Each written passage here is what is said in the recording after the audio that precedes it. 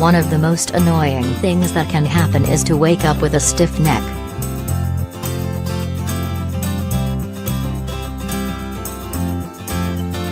Stiff necks are typically caused by your sleeping position.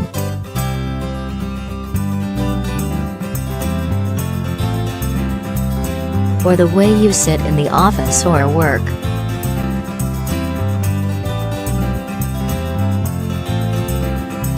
There are ways to remedy stiff neck on your own. Try applying hot or cold compress on the neck area. This will help relax the muscles. Do some stretching exercise. That can help loosen the body. Buy furnitures like tables and chairs that are ergonomical. This will ensure that you keep a position that won't strain your muscles and joints.